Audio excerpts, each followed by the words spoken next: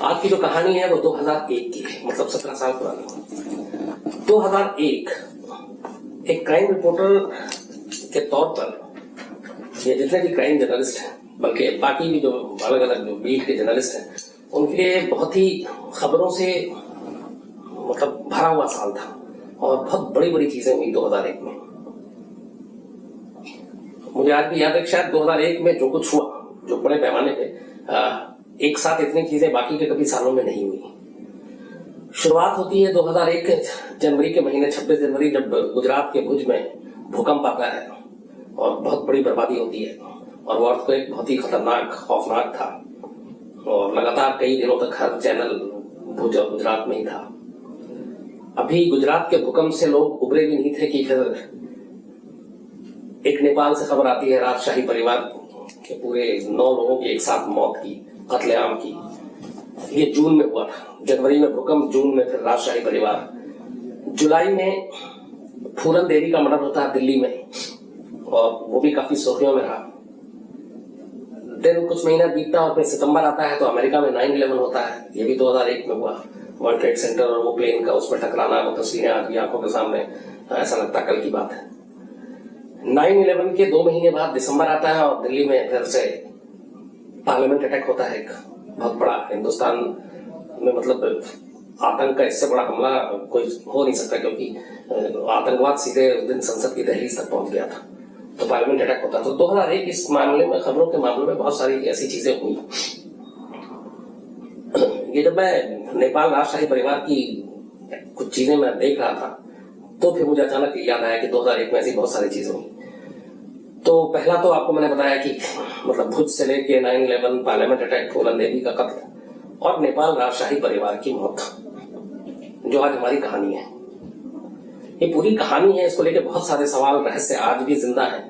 आज भी बहुत सारे लोग, खासतौर पर आप नेपाल में जाएं तो वहां के लोग यकीन नहीं करते हैं जो इस कत्लेआम के पीछे की वजह बताएगी। हालांकि वहां 2 सदस्यीय कमेटी भी बनी थी सुप्रीम कोर्ट के, जिसमें चीफ जस्टिस थे और स्पीकर थे वहां की लेजिस्लेटिव उसके। उन्होंने भी अपनी रिपोर्ट में जो बात कही उसको भी नहीं मानते हैं लोग, बिलीव नहीं करते हैं। जो पूरी कहानी सिलसिलेवार है वो ये है कि नेपाल में तब नेपाल नरेश जो थे वो वीरेंद्र विक्रम थे, राजा वहां के, और उनकी पत्नी जो महारानी थी ऐश्वर्या अपने सिंधिया खानदान जो हिंदुस्तान में है उनसे जुड़ी हुई थी और वो नेपाल की महारानी थी, वीरेंद्र विक्रम की पत्नी।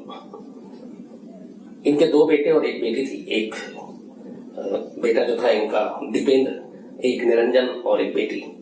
तो नेपाल नरेश ने जो दीपेंद्र है उसको क्राउन प्रिंस बना दिया था। मतलब ये कि नेपाल नरेश के बाद अगला राजा जो है वो दीपेंद्र होगा। और राजा वीरेंद्र और दीपेंद्र ये दोनों नेपाल में बहुत पॉपुलर फिगर थे। खासतौर पर वीरेंद्र तो बहुत ही ज्यादा लोगों को प्यार करते थे, मानते थे। इसी बीच में हुआ ये कि जो क्राउन प्रिंस दीपेंद्र है, दीपेंद्र को इश्क हो जाता है एक दिव्यानी नाम की लड़की से। और ये जो दिव्यानी राणा, ये एक अच्छे खासे परिवार की लड़की, लेकिन शाही परिवार नहीं, लेकिन अच्छे खासे परिवार की लड़की। लेकिन जिस परिवार से आती थी उस परिवार को राणा परिवार वहां की, उसको महारानी ऐश्वर्या पसंद नहीं करती थी और इन दोनों में हमेशा कुछ ना कुछ चलता रहता था खानदान में।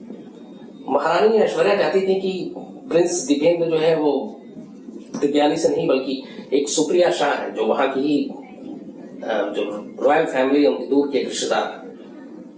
तो ऐश्वर्या चाहती थी कि दीपेंद्र जो शादी करे वो करे सुप्रिया शाह से। दीपेंद्र अड़ा हुआ था कि मुझे शादी करनी है दिव्यानी से। और इस बात को लेकर माँ बेटे में कई राउंड बातचीत भी हुई, लेकिन वो तैयार नहीं थे। और चूंकि ये क्राउन प्रिंस था, आगे चलकर दीपेंद्र को ही राजा बनना था, तो जिससे भी वो शादी करता वो नेपाल की महारानी बनती। तो इसको लेके माँ बेटे में काफी बहस हुई। यहाँ तक कि जो दीपेंद्र की बहन थी वो भी दिव्यानी की बजाय सुप्रिया के साथ, चूंकि सुप्रिया जिस कॉलेज में वहां पे पढ़ती थी नेपाल में, वो भी उसी कॉलेज में थी, तो दोनों में दोस्ती थी। तो दीपेंद्र की बहन भी चाहती थी जो प्रिंसेस की शादी जो है वो दिव्यानी से ना हो बल्कि सुप्रिया से हो। लेकिन दीपेंद्र लगातार जिद पे था कि वो शादी करेगा तो सुप्रिया से करेगा। ये पूरी जो जांच, इन्वेस्टिगेशन और इस कत्लेआम से पहले की जो कहानी थी वो यही थी। तो कई बार माँ बेटे, इवन नेपाल नरेश को मनाने की कोशिश की गई, उसने बात भी की बट कोई माना नहीं। नेपाल राजशाही परिवार में एक कल्चर था, एक सिस्टम था कि हर फ्राइडे को एक फैमिली डिनर हुआ करता था, और वो डिनर ऐसा होता था कि अलग अलग मतलब फैमिली मेंबर के घर पे हुआ करता था। जैसे कभी नेपाल नरेश ने अपने महल में दिया तो महारानी अलग से देंगी, प्रिंसेस अपने अलग से देगी, प्रिंस अलग से देगा, जो इनके कजन और बाकी भाई ब्रदर हैं वो अलग रहते हैं, वो अलग से देंगे। तो ये पूरी एक फैमिली गैदरिंग होती थी हर फ्राइडे की रात को, और उसमें पूरा राजशाही परिवार इकट्ठा हुआ करता था। तो इधर दिव्यानी से शादी को लेकर लगातार बातचीत हो रही थी, लेकिन महारानी तैयार नहीं थी। और इसी बीच में 1 जून सन 2001 की तारीख आती है। 1 जून को फ्राइडे था, और इस बार जो फैमिली डिनर की गैदरिंग होनी थी वो क्राउन प्रिंस दीपेंद्र के घर पे होनी थी। हालांकि ये सारे जो है वहां पे एक, आप लोग काठमांडू बहुत सारे लोग गए होंगे, एक दरबार रोड है, मैंने देखा, बहुत खूबसूरत जगह है वहां पे, और उसी दरबार रोड पे पैलेस है ये रॉयल फैमिली का। तो वहां पे एक नारायण हिती पैलेस का हिस्सा है, त्रिभुवन सदन। नारायण हिती पैलेस में ही एक त्रिभुवन सदन है, जिसमें नेपाल नरेश के जो बेटे जो क्राउन प्रिंस दीपेंद्र वो रहा करते थे। मतलब ये उनका अपना एक, उसी पैलेस के अंदर त्रिभुवन सदन में उनका अपना घर था जिसमें वो रहते थे। तो 1 जून फ्राइडे को फैमिली गैदरिंग में जो डिनर देना था वो दीपेंद्र की जिम्मेदारी थी, दीपेंद्र को देना था। तो उसी हिसाब से सारे जो रिलेटिव हैं वो सब एक एक कर वहां पहुंचते हैं दीपेंद्र के घर पे। अब उसमें कस्टम ये भी है कि जब भी कहीं जाते हैं तो नेपाल नरेश जब पहुंचते हैं तो जो भी होस्ट कर रहा है वो रिसीव करता है, और वरना उसको बहुत बुरी बात मानी जाती है। लेकिन 1 जून को उससे पहले ऑलरेडी गुस्से में थे दीपेंद्र, शादी को लेकर महारानी ऐश्वर्या मान नहीं रही थी, और ये हो गया था कि शादी होगी तो सिर्फ और सिर्फ सुप्रिया शाह से होगी, दिव्यानी से तो हो नहीं सकती है। तो रात को तय वक्त पर राजा, महारानी, प्रिंसेस, उनके बाकी जो कजन, उनके हस्बैंड, कुल मिला के 13 लोग राजशाही परिवार के दीपेंद्र के इस त्रिभुवन सदन में पहुंचते हैं डिनर के लिए। लेकिन दीपेंद्र उस दिन हैरत अंगेज तौर पर नेपाल नरेश को रिसीव नहीं करता है, बल्कि वो अपने कमरे में था, और ये लोग घर के अंदर दाखिल होते हैं तो इसको बदतमीजी भी मानी जाती है। लेकिन खैर ये भी था कि ये गुस्से में है, तमाम चीजें हैं, महारानी को भी बुरा लगा। लेकिन ये लोग अपना जिस जगह पे खाने का इंतजाम था उस हॉल में जाकर अलग अलग सब बैठ जाते हैं उसी हॉल में।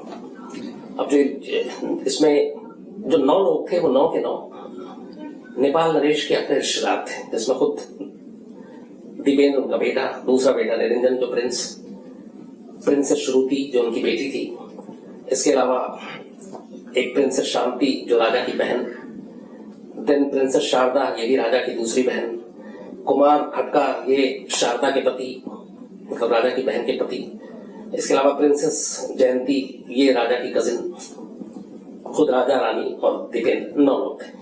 इसके अलावा जो राजा के दूसरे भाई थे ज्ञानेंद्र, उनका बेटा पारस, पत्नी और बेटी, 3 लोग ये थे। तो 9 राजा नेपाल नरेश की फैमिली के और 3 उनके भाई की फैमिली के 12 लोग। खुद जो ज्ञानेंद्र थे वो हमेशा इस ऐसी फ्राइडे गैदरिंग में हर एक का होना जरूरी होता था। लेकिन हैरत अंगेज तौर पर 1 जून 2001 की उस रात को जब नेपाल नरेश के बेटे दीपेंद्र के घर पे गेट टुगेदर था, डिनर पार्टी थी, ज्ञानेंद्र काठमांडू में ही नहीं थे, बल्कि वो पोखरा में थे, और उनकी गैरहाजिरी में उनकी बीवी, बेटी और बेटा ये 3 लोग उस पार्टी में थे, फैमिली गैदरिंग में। तो रात को ये सब पहुंचते हैं। उसके बाद थोड़ी देर के बाद ये सब एक सोफे हॉल में बैठे हुए थे। इधर प्रिंस एक आखिरी कॉल करता है, जो कि उसके मोबाइल का वो कॉल डिटेल था वो था, और वो कॉल था जो उसने किया था वो दिव्यानी को किया था, जिससे वो शादी करना चाहता है। लास्ट कॉल वही था मोबाइल में कॉल करने के बाद, और वो उस दिन शाम से शराब पी रहा था। नेपाल नरेश के जो बेटे जो क्राउन प्रिंस दीपेंद्र बेहद नशे में, एक तरफ दिव्यानी से बातचीत, शादी ना घर वाले मानने का गुस्सा, ऊपर से शराब, और ये भी कि कुछ ड्रग्स भरी हुई सिगरेट, ग्रास, तो ये सारी चीजें, और नशा बिल्कुल एकदम पीक पे, गुस्सा था ही था, और उसने फैसला कर लिया था कि आर पार का फैसला करना है। कमरा अंदर से बंद था, और वहां पे तमाम राजमहल में गार्ड जो होते हैं नेपाल रॉयल फैमिली के, वो सारे लोग थे, हथियारबंद गार्ड भी होते हैं। उसके बाद रात करीब 9 बजे के आसपास ये दीपेंद्र अपने कमरे से बाहर निकलता है, उसके हाथ में ऑटोमेटिक वेपन था। वो सीधे उस हॉल में जाता है जहां पे पूरी फैमिली बैठी थी, और अचानक जाने के बाद वो फायर कर देता है। नेपाल नरेश को पहले गोली लगती है, इसके बाद वो जितना था वो चारों तरफ देख के वो अपना अंधाधुन फायर करना शुरू करता था, जब तक कि उसकी मैगजीन खाली नहीं हो जाती। जो बाद में सारी इंक्वायरी रिपोर्ट और बाकी चीजें आई, इंक्वायरी हुई थी, जो चश्मदीद थे उनके हिसाब से जब मैगजीन खाली हो जाती है वो वापस अपने कमरे में जाता है। इसके बाद वो एक दूसरा वेपन उठाता है, उसको लेकर आता है, और फिर उसमें जितनी गोली होती है वो सब खाली कर देता है। इस दौरान ये है कि अचानक एक बार जब वो जा रहा था तो उसका कजन पारस, ज्ञानेंद्र का बेटा जो राजा के भाई है, वो उसको रोकने की कोशिश करता है, लेकिन उसको धक्का मार के हटा देता है, और फिर वो हॉल में सबको एक साथ लाइन से जिधर जो दिखता है उसको गोली मारना शुरू कर देता। वो मैगजीन भी खाली हो जाती है। उसके बाद वो तीसरी बार अपने कमरे में जाता है, और तीसरी बार फिर एक नया हथियार लेकर आता है, और इस बार वो सबको जो जो और दिखता है उनको फिर से गोली मारता है। और लास्ट में उसकी तलाश होती है महारानी ऐश्वर्या की, उसको ऐश्वर्या दिखाई नहीं दे रही थी। तो वो हॉल से बाहर निकलता है, पीछे की तरफ गार्डन था, वो बंदूक लेकर बाहर गार्डन में ऑटोमेटिक वेपन, गार्डन में एक जो कजिन है राजा की, बल्कि जो इसका अपना भाई निरंजन दीपेंद्र का, वो और शारदा, गोली उनको भी लगी हुई थी, लेकिन किसी तरह से वो वहां से बच के भागने की कोशिश कर रहे थे। तो अचानक महारानी ऐश्वर्या दिखाई देती है, और उसके बाद ये दीपेंद्र अपनी माँ पे ही गोली चला देता है। लेकिन जब वो माँ पे गोली चलाता है, बंदूक कम उधर करता है, तो जो छोटा बेटा है निरंजन, वो अपनी माँ के आगे जाता, तो गोली उसको लगती है। इसके बाद फिर ऐश्वर्या राय को गोली मारता है, और वो इंश्योर कर लेता है कि ये लोग मर गए। उसके बाद फिर 2 गोली वो अपने सीने पे आखिर में मारता है। Prince, crown Prince. अब इस दौरान में गोली बारी की तमाम आवाज आ रही है। जो लोग वहां पे थे, ये मतलब सारी हैरान करने वाली बात ये थी कि जो सारे गार्ड थे रॉयल फैमिली के, उनमें से कोई नहीं रोकता, कोई नहीं आता। जो वहां के एडीजी थे मेन, वो अपने कमरे से बाहर नहीं निकलते, और ये सारी चीजें हो जाती हैं लगभग 5 से 10 मिनट के अंदर अंदर, और कोई रोकने की भी कोशिश नहीं करता है दीपेंद्र को। इसके बाद जब ये बात महल में फैलती है तो फिर सारे गार्ड और ये सब भाग कर आते हैं। गोली चलाने वाला भी तब तक खुद ही अपने आप को गोली मार चुका है, और वहां सब देखते हैं नेपाल नरेश और ये सारे लोग। तो तब तक वीरेंद्र विक्रम नेपाल नरेश की सांसें चल रही थी, होश में थे। उनको फिर वहां का जो मेन इंचार्ज थे सिक्योरिटी, को सब उठाकर वहां से 5 किलोमीटर दूर दरबार रोड पे आर्मी के हॉस्पिटल ले जाया जाता है, एक-एक सभी को। लेकिन वहां जाने के बाद उस बारी बारी से सारे 8 लोगों की डॉक्टर मौत की पुष्टि कर देते हैं कि इनमें से कोई जिंदा नहीं। खुद क्राउन प्रिंस दीपेंद्र, उसकी अभी सांसें चल रही थी और वो जिंदा था, तो उसे कोमा में रखा जाता, लेकिन कोमा में था, वो बेहोश था।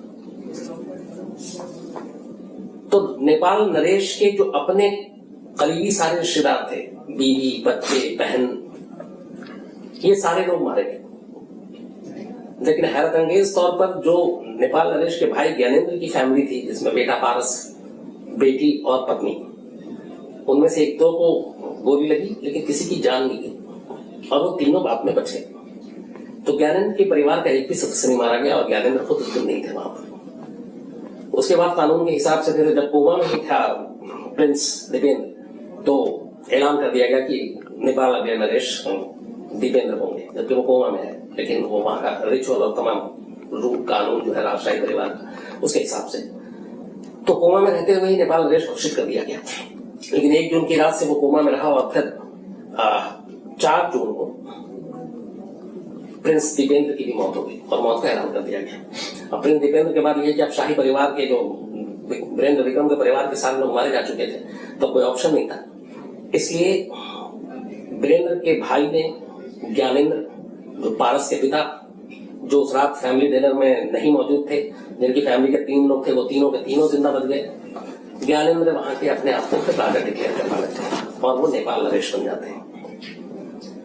ज्ञानेंद्र और उनका बेटा पारस, उनकी नेपाल के लोगों में छवि अच्छी नहीं थी, और पारस की बहुत सारी कहानियां थी, तो वो पसंद नहीं करते थे, जबकि वीरेंद्र और दीपेंद्र को वहां की जनता पसंद करती थी। तो खैर, उसके बाद ये राजा बन गए। बाद में वहां की सुप्रीम कोर्ट के चीफ जस्टिस, और जो वहां के एक वो है हाउस ऑफ रिप्रेजेंटेटिव के स्पीकर, 2 लोगों की कमेटी बनाई गई इस पूरे मामले की जांच करने के लिए। उस कमेटी ने अपनी रिपोर्ट दी, और उस रिपोर्ट में ये कहा कि ये पूरा कत्लेआम प्रिंस क्राउन प्रिंस दीपेंद्र ने नहीं किया, और उसकी वजह ये थी कि वो शादी करना चाहता था दिव्यानी से, महारानी तैयार नहीं थी, वो चाहती थी कि सुप्रिया से शादी करे, और उसी इश्क की खातिर उसने अपने पूरे खानदान को मौत के घाट उतार दिया। ये फाइनल रिपोर्ट आई, जिसके बाद ये सारी चीजें केस को बंद करना पड़ा। लेकिन इस रिपोर्ट पे नेपाल की जनता, नेपाल के लोग बिलीव नहीं करते।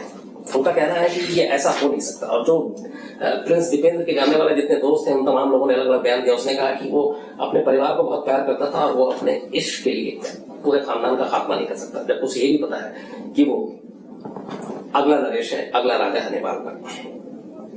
इसके बाद बहुत सारी थ्योरी आई इस पूरी मैसेकर को लेकर, इस नेपाल राजशाही के खात्मे को लेकर, कि इसमें कौन कौन क्या हो सकता है।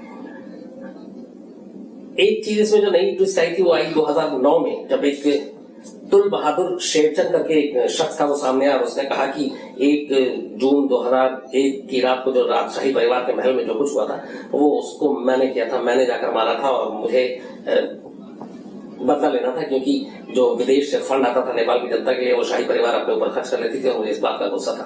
हालांकि उसने उसके सपोर्ट में और उसके एविडेंस में कुछ मिला नहीं, और ये लगा कि वो सिर्फ बड़बोलापन कर रहा है, उसको जेल भेज दिया गया, लेकिन वो चीज सही साबित नहीं हुई। इसी दौरान एक और खबर आई कि जब उस वक्त ये सारी चीजें हो रही थी तो नेपाल के विदेश मंत्री थे चक्र बस्टोला, तो उनका कहना था कि इस मैसेकर के पीछे, नेपाल राजशाही परिवार के पीछे जो थे उन्होंने उस वक्त के प्रधानमंत्री गिरिजा प्रसाद कोइराला को भी मारने की कोशिश की थी, और उनकी कार पे हमला भी हुआ था, लेकिन वो बच गए। ये साजिश बड़ी थी, लेकिन इस साजिश के पीछे कौन था, विदेश मंत्री उसका खुलासा कभी नहीं कर पाया।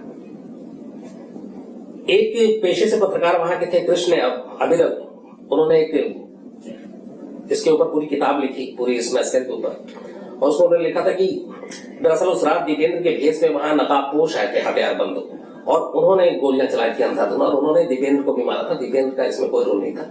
और वो 2 कौन थे, 2 नकाबपोश, किसने भेजा था, ये पहली आग भी पहली है। इस पे कोई सबूत, कोई बाकी चीजें आई।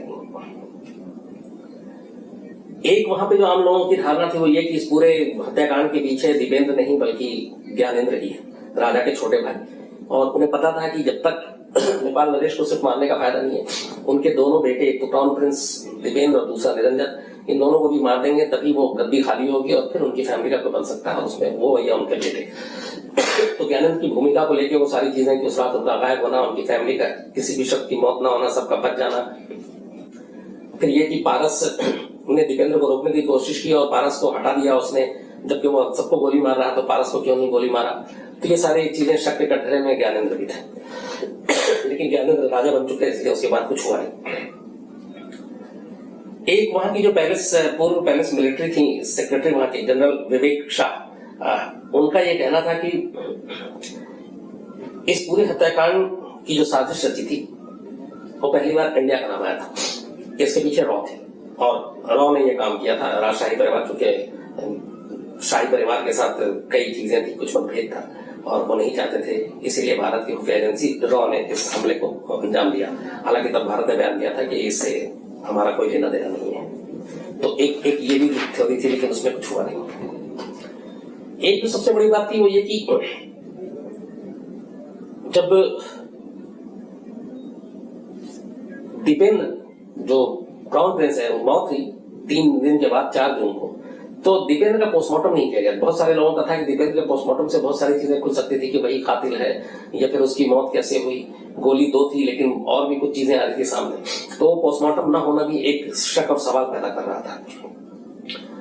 पारस को कोई खरोच ना आना, जबकि पारस का पूरा जो उसकी पूरी एक इमेज थी नेपाल में, एक बिगड़े हुए रईसज़ादा या बिगड़ा हुआ शाही परिवार का लड़का, और उसके ऊपर कुछ कत्ल वत्ल के भी इल्जाम थे, तो उसका खरोंच तक ना आना, एक भी चोट ना आना, ये सवाल भी पैदा कर रहा था कि इसमें ज्ञानेंद्र और पारस की भूमिका कितनी थी।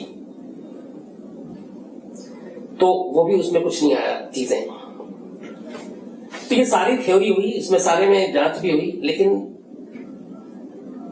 कभी इसमें से कुछ चीजें निकल कर नहीं आई। और एक उसमें जो उस वक्त जो राजमहल के एडीसी थे वो पूरी इस शूटिंग के दौरान, पूरी गोलीबारी के दौरान वो अपने कमरे से बाहर नहीं निकले।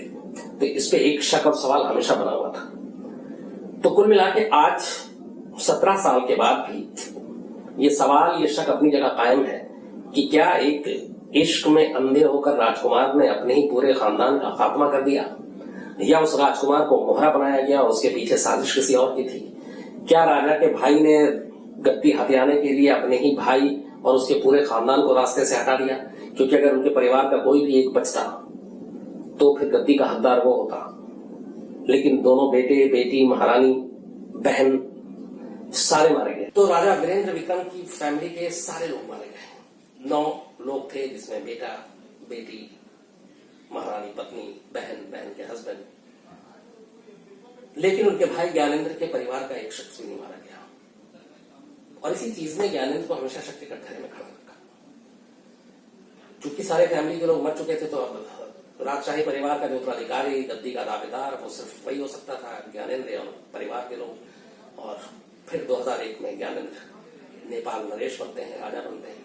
लेकिन ज्ञानेंद्र और उनके बेटे पारस को लेकर नेपाल की जनता की राय अच्छी नहीं थी, और उसकी वजह थी बहुत सारे उनके पुराने कारनामे। और इसी वजह से बाद में विरोध विद्रोह शुरू हो गया। फिर माओइस्ट आई। माओइस्ट मैंने भी नेपाल राजशाही परिवार का हमेशा से वो विरोध करती रही थी, तो वो उसने करना शुरू किया। और ये सिलसिला चलते चलते आखिर में सिर्फ 7 साल गद्दी पर बैठने के बाद 2008 में नेपाल में को एक रिपब्लिक डिक्लेयर कर दिया गया और मोनार्की वहां से खत्म कर दी गई। मतलब राजशाही सिस्टम जो है वो बंद कर दिया गया और ज्ञानेंद्र को अपनी कुर्सी छोड़नी पड़ी।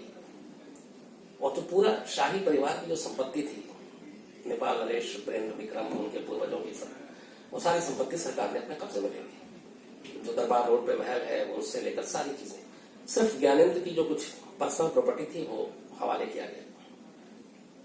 और उसके बाद 2008 से लेके नेपाल में राजशाही परिवार पूरा तरह से सिस्टम खत्म हो गया।